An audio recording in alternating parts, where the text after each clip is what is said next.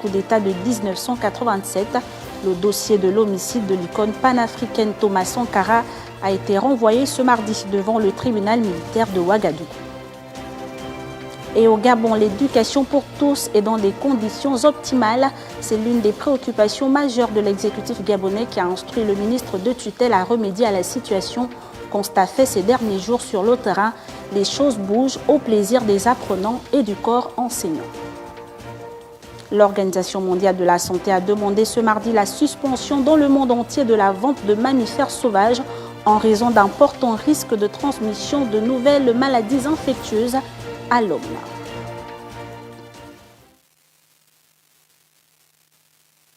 Voilà donc pour les titres. Et si vous nous rejoignez à l'instant, vous êtes sur Gabon 24. Bon confort d'écoute à toutes et à tous. L'actualité en Afrique s'ouvre avec la réélection du président béninois Patrice Talon avec 86% des voix d'après les chiffres provisoires annoncés par la commission électorale. Dans ce scrutin, le chef de l'État faisait face à des candidats de l'opposition quasiment inconnus. Écoutons Geneviève Bokonadjo, vice-présidente de la commission électorale nationale autonome. Article 3, le duo de candidats Patrice Athanase Guillaume Talon et Mariam Tchabi Talata obtient dès le premier tour la majorité absolue des suffrages exprimés. Voilà, après plus de 30 ans d'attente, l'espoir de voir se tenir le procès sur l'assassinat de Thomas Sankara renaît. Ce mardi, le tribunal militaire de Ouagadougou a décidé de la mise en accusation de l'ex-président Blaise Compaoré pour attentat à la sûreté de l'État, complicité d'assassinat et recel de cadavres dans l'affaire. Le récit de Serge Mihindou. L'ex-président du Burkina Faso, Blaise Compaoré, en exil en Côte d'Ivoire depuis le soulèvement populaire qui l'a contraint au départ du pays des hommes intègres, va donc être jugé pour l'assassinat de son prédécesseur Thomas Sankara lors du coup d'État de 1987 au cours duquel il avait pris le pouvoir. Selon des avocats de la défense et des parties civiles, le dossier a été renvoyé ce mardi devant le tribunal militaire de Ouagadougou après la confirmation des charges contre les principaux accusés et Gilbert Diendéré, ancien numéro 1 du RSP et bras droit de ce dernier. Ils sont poursuivis pour complicité d'assassinat, recel de cadavres, attentat à la sûreté de l'État. Au total, 14 personnes doivent comparaître devant le tribunal dans ce dossier. Cette mise en accusation intervient 3 décennies après le décès de Sankara et durant lesquelles la famille et de nombreux Burkinabés, pour lesquels Thomas Sankara demeure une icône, n'ont cessé de réclamer que justice soit faite. Le 15 octobre 1987, le leader de la révolution et 12 de ses compagnons étaient criblés de balles par un commando au Conseil de l'Entente, l'épicentre à cette période du pouvoir sankariste à Ouagadougou. Après l'insurrection populaire fin 2014, les autorités de transition burkinabé avaient rouvert l'enquête judiciaire dans ce dossier aussi sensible que symbolique qui implique officiellement l'ex-homme fort des Ignari. En Somalie, l'Assemblée nationale a voté il y a 24 heures la prolongation de 2 ans du mandat du président Mohamed Abdullahi Mohamed, qui a pris fin officiellement le 8 février dernier. Ce vote vient donc résoudre la crise politique née de l'échec d'organisation de l'élection présidentielle. Le récit de Deoline Zouti. C'est à 149 voix pour, 3 contre et une abstention que les députés de la Chambre basse du Parlement somalien ont adopté lundi à main levée la prolongation du mandat du président Mohamed Abdullahi Mohamed. Une prorogation censée résoudre la crise politique née de l'échec de l'organisation de l'élection présidentielle alors que le mandat du chef de l'État en poste a pris fin le 8 février dernier. Cette résolution qui donne 2 ans à la commission électorale pour organiser un scrutin présidentiel au suffrage prolonge de fait le mandat des autorités fédérales jusqu'à ce terme. Le projet de loi ouvre la voie à une élection en 2023 au suffrage universel direct, le premier de l'histoire politique de la Somalie depuis 1969. Le gouvernement jouera son rôle dans la mise en œuvre de cette loi qui oriente le pays vers la tenue d'élections directes en rendant au peuple somalien son pouvoir constitutionnel. Mais cette prorogation du mandat du président Mohamed Abdullahi Mohamed rend de fait caduc l'accord cadre de septembre dernier, signé entre pouvoir et opposition.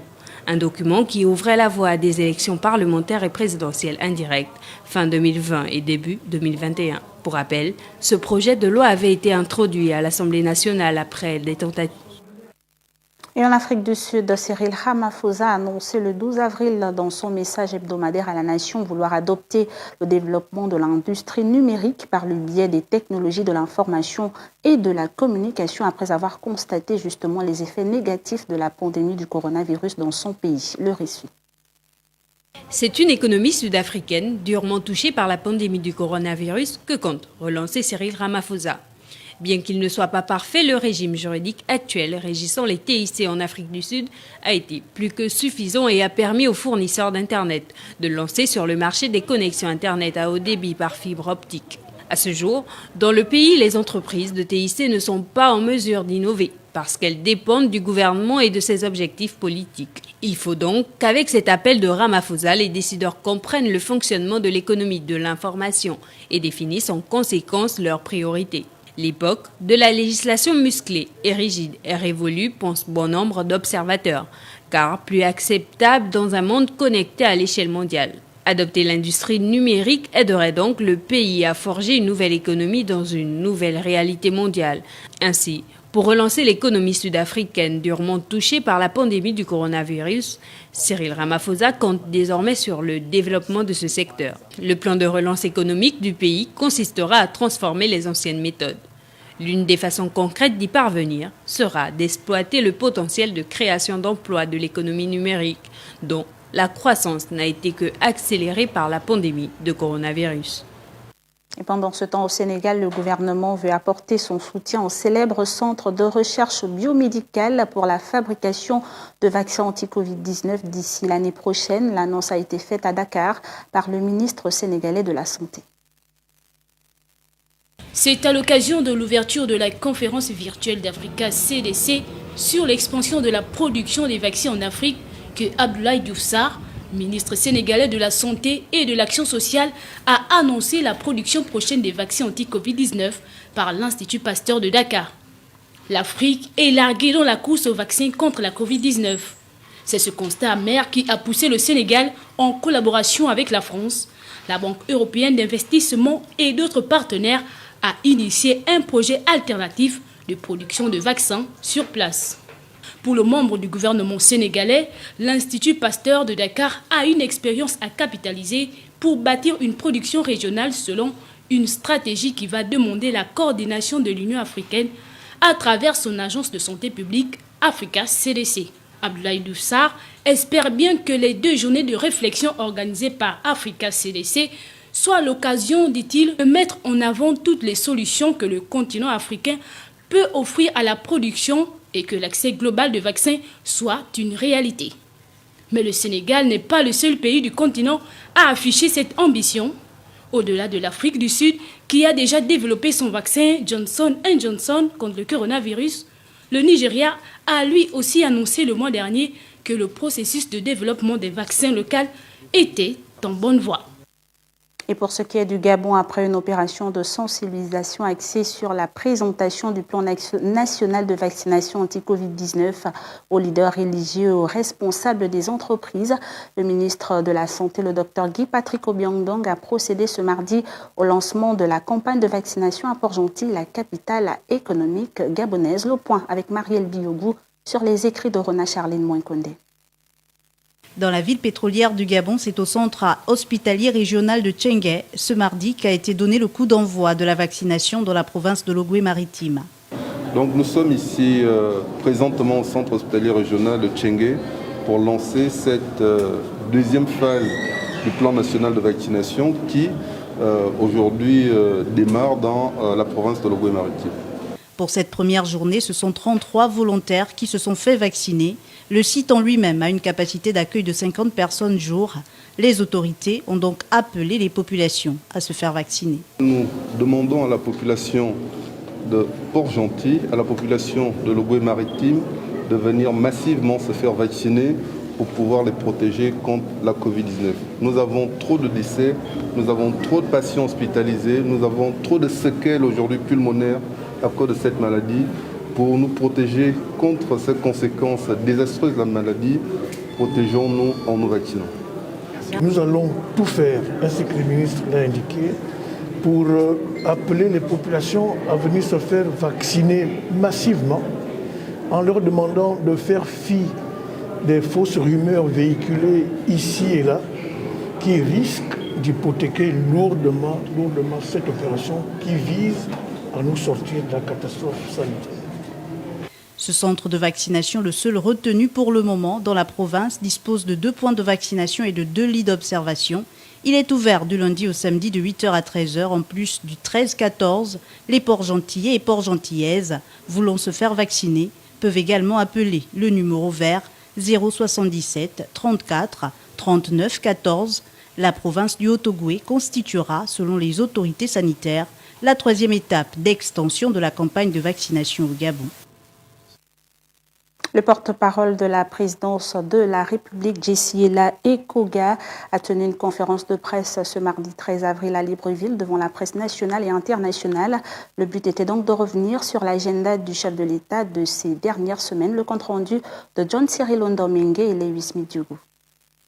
Dans mon propos liminaire, je traiterai des questions de santé, de formation ainsi que les questions internationales. L'abondante activité du président de la République gabonaise Ali Bongo Ondimba de ces dernières semaines sur les questions de santé, de formation, de politique et de coopération a constitué l'essentiel de la conférence de presse du porte-parole de la présidence de la République de ce mardi.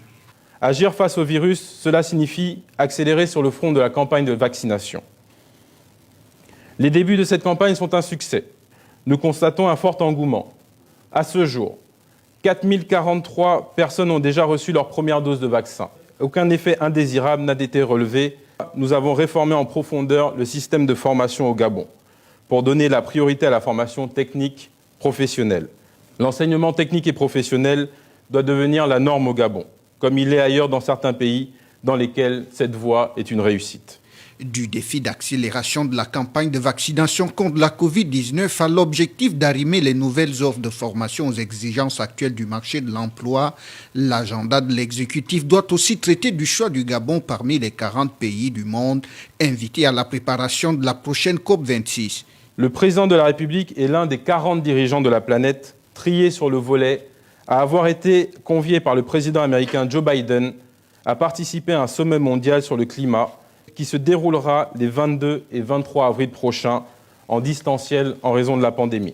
Le porte-parole a surtout rappelé à l'opinion la détermination du chef de l'État à prendre des mesures courageuses et responsables pour un meilleur équilibre politique, économique et social du Gabon face à l'incertitude de la Covid-19. Le chef de l'État, Ali Bongo Ondimba, a reçu en audience ce mardi le président de la Banque de développement des États de l'Afrique centrale, Fortunato Ofambun Chama. Les 2 personnalités ont évoqué des questions de développement, de coopération et de financement, suivant ce compte-rendu de la communication présidentielle. C'est une audience qui s'inscrit dans le cadre des charges dévolues à la Banque de développement des États de l'Afrique centrale, B2AC. Il s'agit donc de présenter au chef d'État des pays membres de la CEMAC le fonctionnement et la situation de cette institution financière au cours de ces dernières années. Le président de la République, Ali Bongo Ondimba, et son hôte, Fortunato Ofambun Chama, ont également évoqué la coopération entre le Gabon et la BDAC. Il était question de passer en revue la coopération entre la BDAC et la République gabonaise, une coopération qui s'est accrue au cours des dernières années. Et aujourd'hui, le Gabon a un poids de 25% sur le portefeuille total de la BDAC. Et enfin, recevoir les très hautes orientations de son Excellence, le Président de la République, sur ses attentes en matière de fonctionnement de la BDAC et les projets qui lui tiennent à cœur pour le développement du Gabon afin que la BDAC puisse apporter son financement, ce qui a été fait et nous sommes heureux d'avoir été sollicités pour que nous puissions continuer à contribuer dans le développement de la République gabonaise.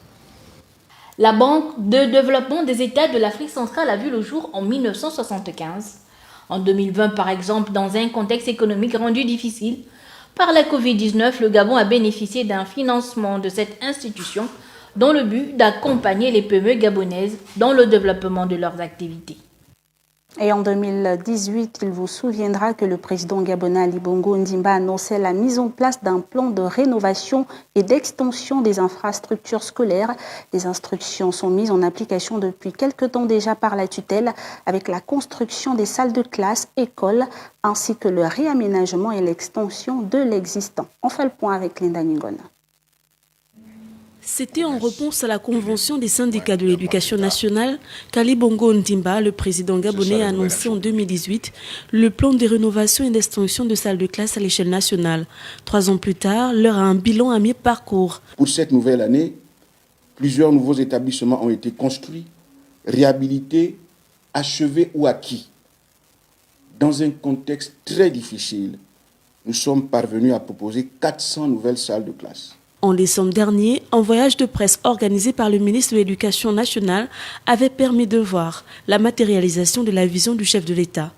Toucher du doigt l'avancement des travaux pour certains, alors que pour d'autres, s'assurer de leur livraison dans les délais. Nous allons tenir sur les délais, c'est-à-dire le 17 décembre, nous allons livrer une grande partie des travaux. 5 mois plus tard, des interrogations demeurent. Où en est-on avec l'avancement de ces travaux ? À quand la livraison de ces autres chantiers? Bien que pour beaucoup, les délais ont été largement dépassés, il est à relever que dans le cadre du programme de réhabilitation et d'extension de salles de classe, 400 ont été livrés en décembre dernier. On parle aussi environnement, toujours au Gabon. 20 forêts communautaires dans la province de Loboué-Vindo ont fait l'objet d'une étude dans le cadre d'un projet portant sur l'extension du système de vérification de la légalité des bois. Les résultats permettront d'améliorer à terme la gestion des forêts communautaires de l'ensemble du pays. Marie-Pascale Mouissi et Adam Cheki nous font le point. L'exploitation de bois dans les forêts communautaires doit pouvoir passer par une légalité et avoir une traçabilité. Ce système vient donc accroître le potentiel et la lisibilité des forêts communautaires au Gabon. En fait, ça va permettre aux communautés, et notamment aux entités de gestion, de rentrer dans la légalité. Et le fait de rentrer dans la légalité aujourd'hui va permettre d'ouvrir les perspectives en matière de marché. Le fait que nos forêts communautaires soient exploitées dans la légalité, puisqu'on puisse tracer le bois depuis la source jusqu'au lieu de vente, va leur ouvrir des perspectives incroyables. Leur bois va pouvoir être vendu à l'extérieur du pays. Cette étude, qui pourra s'étendre dans d'autres provinces du pays, permettra de mieux gérer les forêts communautaires sur la base de ces différents résultats. Nous avons fait un état des lieux des forêts communautaires, de 20 forêts communautaires, au travers de laquelle nous avons pu décrire le niveau de légalité de ces forêts ainsi que leur chaîne d'approvisionnement. Adapter des outils de traçabilité, un outil de traçabilité web et mobile pour pouvoir permettre aux gestionnaires de forêts communautaires de maîtriser le potentiel de leur forêt, de maîtriser la disposition de toutes les ressources dans la forêt et surtout de connaître, de suivre l'exploitation du bois dans la forêt communautaire. L'ONG Kiva, qui a mené l'étude grâce au soutien financier de la FAO et l'Union européenne, a pour mission de contribuer à la gestion durable des terres et des ressources naturelles en harmonie avec le bien-être de l'homme. Et cette note de religion, la communauté musulmane du monde est entrée ce mardi dans le mois sacré du Ramadan, mois durant lequel le musulman est appelé à se consacrer à la prière et au jeûne. Quelles sont donc les clés d'un bon Ramadan? Michel Teni et Alexinia se sont intéressés à la question. Le jeûne constitue l'un des 5 piliers de l'islam, avec la profession de foi, l'aumône légale, la prière et le grand pèlerinage à la Mecque. Pour tirer le maximum de profit de ce mois sacré du Ramadan, il faudra mettre en avant l'abstinence, le jeûne avec foi, la prière, la convivialité, la lecture du Coran et le pardon. Pour réussir ce jeûne-là, il faut multiplier les invocations vers Dieu, purifier le corps, l'esprit et tout ce comme vous voulez. À ces recommandations, ajouter l'exercice de la charité et du partage, surtout en cette période de Covid-19. C'est un mois où Dieu nous demande de faire beaucoup de partage. Il y a plein de bénédictions dans ce mois. Vous donnez un, Dieu va vous multiplier par 100, par 1000. C'est à l'infini, c'est lui qui sait combien il va vous le multiplier. Ce n'est pas des dons perdus. Et en ce mois de Ramadan, essayer de les accompagner pour que le mois de Ramadan se passe dans de meilleures conditions. Avec la grâce de Dieu, éventuellement, parce qu'on sait avec la pandémie du Covid, essayer de les accompagner pour que le mois de Ramadan se passe dans de meilleures conditions, avec la grâce de Dieu éventuellement. Éviter tout ce qui amoindrit la qualité du jeûne et diminue sa rétribution, tels que le mensonge, la médisance, la tricherie, la colère pendant cette période qui va s'étendre sur 30 jours. Nous vous l'annoncions, selon l'Organisation mondiale de la santé, les animaux, en particulier ceux sauvages, sont source d'environ 70% de toutes les maladies infectieuses émergentes chez les êtres humains, dont le coronavirus d'ailleurs. Pour éviter la transmission de ces pathologies de l'animal à l'homme, l'OMS appelle donc à suspendre la vente de ces animaux. Ornella Nguedo s'en fait l'écho. À cause des importants risques sanitaires que peuvent engendrer les animaux sauvages, en transmettant à l'homme de nouvelles maladies infectieuses, l'Organisation mondiale de la santé a appelé ce mardi la suspension dans le monde entier de la vente de mammifères sauvages vivant sur les marchés alimentaires. Une suspension annoncée dans un communiqué conjoint de l'Organisation mondiale de la santé animale et le programme environnemental de l'ONU. La transmission de l'animal à l'homme du virus SARS-CoV-2, responsable de la COVID-19, est une des pistes étudiées par des experts mandatés de l'OMS pour enquêter sur l'origine du coronavirus en Chine. Dans leur rapport, ces experts ont souligné que le marché de Wuhan, dans la métropole chinoise, où ont été signalés les premiers cas de la COVID-19, semble avoir été l'un des plus importants points de diffusion de la pandémie à la fin de 2019. Depuis lors, la maladie s'est répandue dans le monde entier et a fait plus de 2,93 millions de morts, selon un décompte de l'agence française de presse arrêté ce lundi. L'Organisation mondiale de la santé réclame toutefois une réglementation afin de contrôler l'élevage et la vente d'animaux sauvages sur les marchés pour la consommation humaine. Pour cela, l'agence spécialisée de l'ONU propose que les inspecteurs vétérinaires soient désormais formés pour appliquer ces nouvelles règles et renforcer les systèmes de surveillance pour détecter assez vite les nouveaux agents dans la chaîne de ce commerce. Et en France, les autotests Covid sont arrivés en pharmacie, plus simples d'usage. Ils ne nécessitent pas l'intervention d'un professionnel de la santé, mais la population doute tout de même de l'efficacité de ce test d'accès facile. Le récit de Linda Gaël Magonga. Vous avez été au contact d'un porteur du virus ou présentez des signes vous faisant suspecter d'avoir la Covid-19. Plus besoin de faire durer le suspense en France. Les autotests sont désormais disponibles en pharmacie. Ils sont aussi moins efficaces pour détecter le virus de la Covid-19 que les tests traditionnels antigénétiques et PCR, mais les autotests permettent de connaître rapidement son statut sans passer par le protocole médical établi pour la lutte contre la Covid-19. On a eu l'autorisation ce week-end, on vient de les recevoir, mais hier on a eu beaucoup de demandes déjà, oui. Donc les recommandations, c'est de faire ça à titre informatif 2 fois par semaine, mais si jamais on est cas contact ou avec symptômes, de faire plutôt un test antigénique ou un test PCR. Facile à utiliser, les autotests pour dépister la Covid-19 sont délivrés sans ordonnance, mais ne sont pas gratuits. Ils se présentent sous la forme de coton-tige, on le passe dans le nez, puis on le place dans un tube rempli d'une solution et si le test est positif, une bande colorée apparaît. Le résultat s'obtient en une demi-heure. L'important est bien de faire les 2 narines, d'accord? Donc comme ceci. Vous allez moins profond que d'habitude, chez un... Oui. Voilà. Ensuite, on met en contact du réactif. Donc là, on conseille de faire une dizaine de tours. Puis de récolter le plus de matière possible en faisant une petite pression comme ceci sur le tube. Donc on va mettre 4 gouttes et on a le résultat dans 15 minutes.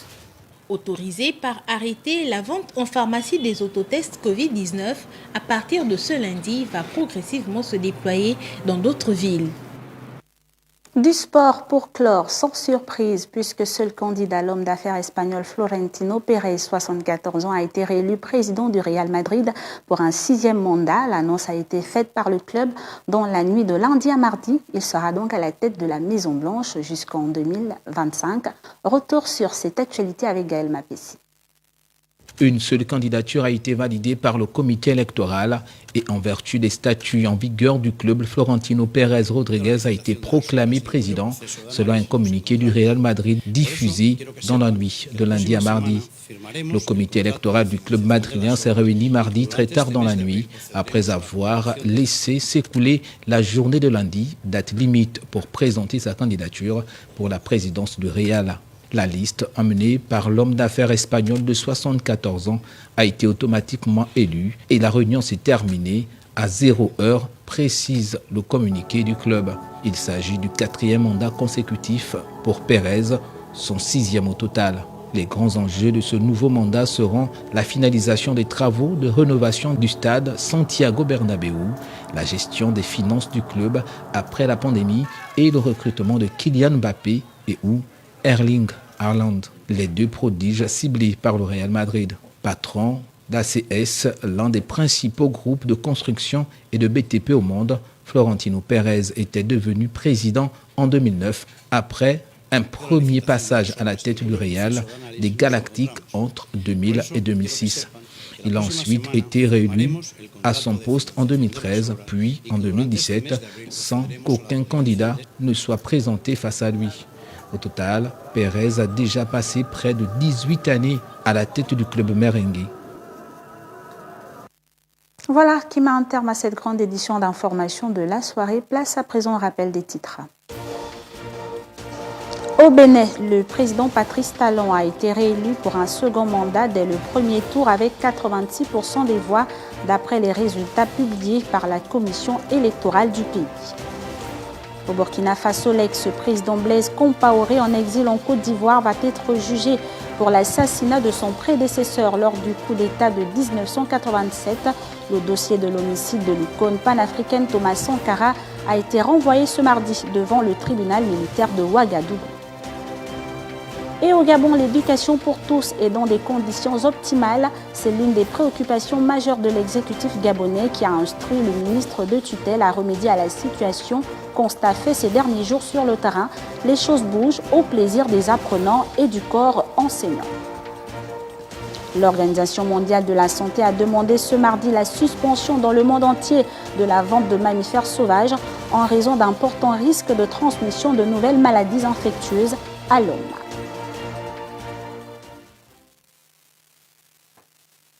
C'est tout pour l'actualité du jour qui se poursuit d'ailleurs sur nos adresses qui s'affichent au bas de l'écran. Le virus circule toujours.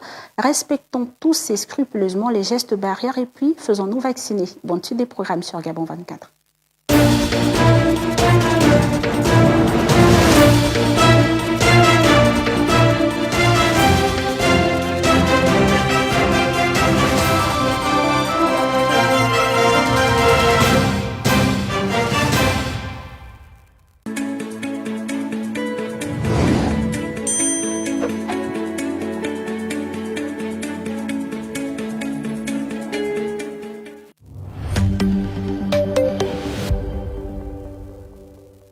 Dans son volet social, le plan d'accélération de la transformation intègre 5 projets. L'ouverture des centres de formation professionnelle